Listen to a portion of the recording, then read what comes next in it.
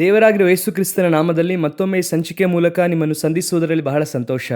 ನೀವೆಲ್ಲರೂ ಕೂಡ ನೋಡುತ್ತಾ ಇರುವಂತಹ ಈ ಇಸ್ರೇಲ್ ಹಾಗೂ ಇರಾನ್ ವಾರೆ ಲೋಕಾದ್ಯಂತ ಆ ಸುದ್ದಿ ಎಲ್ಲಾ ಕಡೆ ಹರಡಿದೆ. ಇದರ ಕುರಿತಾಗಿ ಈಗಾಗಲೇ ನಾವು ಅನೇಕ ಸಾರಿ ಇದು ಬರುತ್ತದೆ, ಈ ರೀತಿ ನಡೆಯುವುದಕ್ಕೆ ಅವಕಾಶ ಇದೆ ಎಂಬುದಾಗಿ ನಾವು ಮಾತನಾಡಿದ್ದೇವೆ.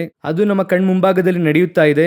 ಈ ವಾರ ಯೆಹೆಜ್ಕೇಲ 38-39 ಅಧ್ಯಾಯದಲ್ಲಿ ಇರುವಂತಹ ವಾರ ಎಂಬುದಾಗಿ ತಿಳಿದುಕೊಳ್ಳುವುದಕ್ಕೆ ಇನ್ನೂ ಕೆಲವು ವಿಷಯಗಳು ಅದಕ್ಕೆ ನಡೆಯಬೇಕಾಗಿದೆ. ಬನ್ನಿ ನಾವು ಈ ಸಂಚಿಕೆಗೆ ಹೋಗೋಣ. ಮೊದಲನೆಯದಾಗಿ ಇಸ್ರೇಲ್ ಇರಾನ್ ವಾರ್ ಆರಂಭವಾಗಿ ಒಂದೊಂದು ಕಾರ್ಯಗಳು ಹಾಗೆ ನಡೆಯುತ್ತಾ ಇದೆ. 3 ದೇಶಗಳಿಂದ ಆರಂಭವಾಯಿತು. ಇವತ್ತು 16 ದೇಶಗಳಿಗೆ ಈ ವಾರ್ ವ್ಯಾಪಿಸಿದೆ. ಒಂದೊಂದು ದೇಶವೂ ಕೂಡ ಯುದ್ಧದಲ್ಲಿ ಸೇರುತ್ತಾ ಇದೆ. ನೀವು ನೋಡಿರುತ್ತೀರಾ ಅಂದುಕೊಳ್ಳುತ್ತೇನೆ. ಈ ಇಸ್ರೇಲ್ ದೇಶಕ್ಕೆ ಬೆಂಬಲವಾಗಿ ಅಮೆರಿಕ ದೇಶದೊಂದಿಗೆ ಜರ್ಮನಿ, ಫ್ರಾನ್ಸ್ ನಂತಹ ದೇಶಗಳೆಲ್ಲ ಒಳಗೆ ಸೇರುತ್ತಾ ಇದೆ. UK ಕೂಡ ಸೇರಿದೆ. ಅದರೊಂದಿಗೆ ಸ್ಪೇನ್, ಅಮೆರಿಕದ ಹಡಗು ಇಲ್ಲಿ ನಿಲ್ಲಬಾರದು, ನಾವು ಇರಾನ್ ಅನ್ನು ತಾಕುವುದಕ್ಕೆ ಒಪ್ಪಿಕೊಳ್ಳುವುದಿಲ್ಲ ಎಂಬುದಾಗಿ ಹೇಳಿದ್ದಾರೆ. ಅದೇ ಈ ಕಡೆ ನೋಡುವುದಾದರೆ ಇರಾನ್ಗೆ ಬೆಂಬಲವಾಗಿ ಮೊದಲನೇ ದೇಶವಾಗಿ ಚೀನಾ ಒಳಗೆ ಬಂದಿದೆ. ಅದರೊಂದಿಗೆ ರಷ್ಯಾದ ಉಪ ಅಧ್ಯಕ್ಷರು ಕೂಡ ಹೇಳಿದ್ದಾರೆ, ಪುಟಿನ್ನ ಮನಸ್ಥಿತಿಯ ಪ್ರಕಾರ ನನಗೆ ಗೊತ್ತಿರುವ ಹಾಗೆ ಅವರು ಯುದ್ಧವನ್ನು ಆರಂಭಿಸುವಂತ ಮನಸ್ಥಿತಿಯಲ್ಲಿದ್ದಾರೆ. ಆ ರೀತಿ ಅವರು ಮಾತನಾಡಿದ್ದಾರೆ.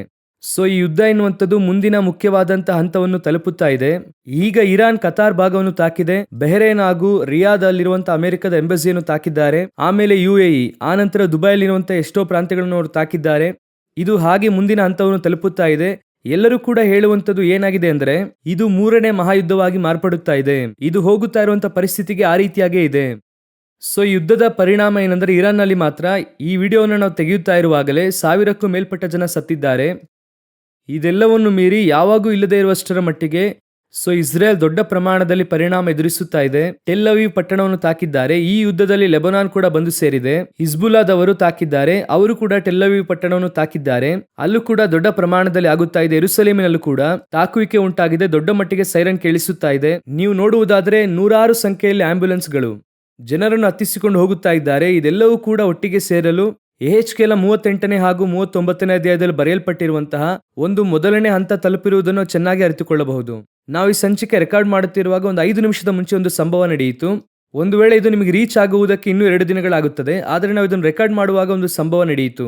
ಶ್ರೀಲಂಕಾ ಪ್ರಾಂತದಲ್ಲಿ ನಿಂತಿದ್ದಂತ ಇರಾನಿನ ಹಡಗನ್ನು ಅಮೆರಿಕಾದವರು ಅದನ್ನು ತಾಕಿದ್ದಾರೆ. ಅದರಲ್ಲಿ 80ರಿಂದ 100 ಜನ ಸತ್ತಿದ್ದಾರೆ ಎಂಬುದಾಗಿ ವರದಿ ಬಂದಿದೆ. ಈಗ ಈ ಯುದ್ಧದ ಎಲ್ಲೆಗಳನ್ನು ನೋಡಿ ಹಾಗೆ ಸ್ವಲ್ಪ ಸ್ವಲ್ಪವಾಗಿ ವ್ಯಾಪಿಸುತ್ತಾ ಇದೆ. ಶ್ರೀಲಂಕಾದಿಂದ ಮುಂದಿನ ಪ್ರಾಂತ್ಯ, ಒಂದು ವೇಳೆ ನಾರ್ತ್ ಕೊರಿಯಾ, ಈಗಾಗಲೇ ಅವರು ಇರಾನ್ಗೆ ಅವರು ಬೆಂಬಲವಾಗಿ ಇದ್ದಾರೆ. ಸೊ ಇವರೆಲ್ಲರೂ ಕೂಡ ಜಾಯಿನ್ ಆಗುವುದಕ್ಕೆ ಅನೇಕ ಸಾಧ್ಯತೆಗಳಿದೆ. ಒಂದು ವೇಳೆ ಈ ಸಂಚಿಕೆ ನಿಮಗೆ ಪ್ರಸಾರವಾಗುವಷ್ಟರಲ್ಲಿ ಈ ಪರಿಸ್ಥಿತಿ ಇನ್ನೂ ದೊಡ್ಡ ಮಟ್ಟಿಗೆ ಬೆಳವಣಿಗೆ ಆಗುವುದಕ್ಕೆ ಅವಕಾಶ ಇದೆ. ಕಾರಣ ಎಲ್ಲಾ ದೇಶಗಳು, ಎಲ್ಲಾ ಗಲ್ಫ್ ದೇಶಗಳು ಬಹುತೇಕವಾಗಿ ಇರಾನ್ಗೆ ಎದುರಾಗಿ ಇದೆ. ನಾನು ಅರ್ಥ ಮಾಡಿಕೊಂಡಿರುವಂತದ್ದನ್ನು ಹೇಳುತ್ತೇನೆ.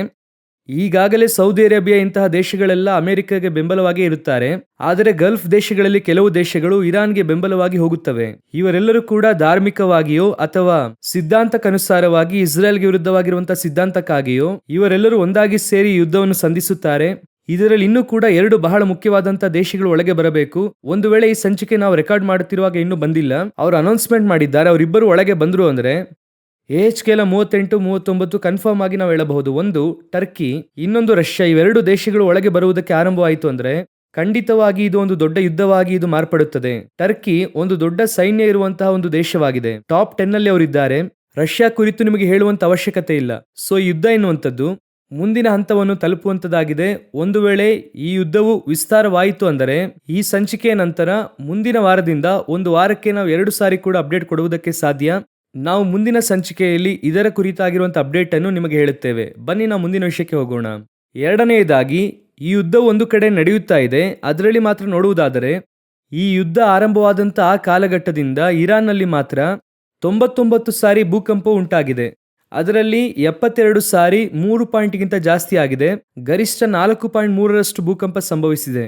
ಇಷ್ಟೊಂದು ಭೂಕಂಪಗಳು ಯಾಕೆ ಒಂದು ವಾರದಲ್ಲಿ ಸಂಭವಿಸಿದೆ ಎಂಬುದಾಗಿ ನಾವು ನೋಡುವುದಾದರೆ ಅದು ಕೂಡ ಬಹಳ ಮುಖ್ಯವಾಗಿ ಎಲ್ಲಿ ನಡೆದಿದೆ ಅಂದರೆ ಇರಾನ್ನ ನ್ಯೂಕ್ಲಿಯರ್ ಸೈಟ್ ಎಂಬುದಾಗಿ ಹೇಳುತ್ತಿರುವಂತಹ, ಅವ್ರು ಹೇಳುತ್ತಿದ್ದಾರೆ ಇನ್ನೂ ನ್ಯೂಕ್ಲಿಯರ್ ಇದೆ ಎಂಬುದಾಗಿ ಇರಾನ್ನಲ್ಲಿ ಯಾರು ಕನ್ಫರ್ಮ್ ಮಾಡಿಲ್ಲ. ಆ ಏರಿಯಾದಲ್ಲಿ ನಡೆದಿದೆ ಎಂದು ಹೇಳುತ್ತಾರೆ. ಇದೇ ಕಾಲಘಟ್ಟದಲ್ಲಿ ಅಮೆರಿಕಾದಲ್ಲಿ ಏರಿಯಾ 51 ಎಂಬುದಾಗಿ ಹೇಳುತ್ತಾರೆ. ಅದು ಬಹಳ ನಿಗೂಢವಾದಂತಹ ಸ್ಥಳ. ಆ ಪ್ರಾಂತ್ಯದಲ್ಲಿ 2.5ರಷ್ಟು ದೊಡ್ಡ ಭೂಕಂಪವು ಸಂಭವಿಸಿದೆ. ಯುದ್ಧವು ಒಂದು ಕಡೆ ಒಂದೊಂದಾಗಿ ನಡೆಯುತ್ತಾ ಇದೆ. ಭೂಕಂಪವು ಕೂಡ ನಡೆಯುವುದಕ್ಕೆ ಕಾರಣ ಏನೆಂದರೆ ಈಗ ಎಲ್ಲರೂ ಕೂಡ ಏನ್ ಎದುರು ನೋಡುತ್ತಾ ಇದ್ದಾರೆ ಅಂದರೆ ನ್ಯೂಕ್ಲಿಯರ್ ಟೆಸ್ಟ್ ಮಾಡುವುದಕ್ಕೆ ಆರಂಭಿಸಿದ್ದಾರೋ, ನ್ಯೂಕ್ಲಿಯರ್ ವಾರ್ ಆರಂಭವಾಯಿತು. ಯಾಕಂದ್ರೆ ಅದು ಟೆಸ್ಟ್ ಮಾಡುವಾಗಲೇ ಎಲ್ಲಾ ಕಡೆ ಭೂಕಂಪ ಉಂಟಾಗುತ್ತದೆ. ಯಾಕೆ ಇರಾನ್ ಅಲ್ಲಿ ಮಾತ್ರ 99% ಆ ಭೂಮಿಯು ಕಂಪಿಸಿದೆ? ಈ ಕಡೆ ಅಮೆರಿಕಾದಲ್ಲಿ ನ್ಯೂಕ್ಲಿಯರ್ ಸೈಟ್ ಇರುವಂತಹ ಪ್ರಾಂತದಲ್ಲಿ ಯಾಕೆ ಈ ರೀತಿ ಕಂಪನ ಉಂಟಾಗಿದೆ?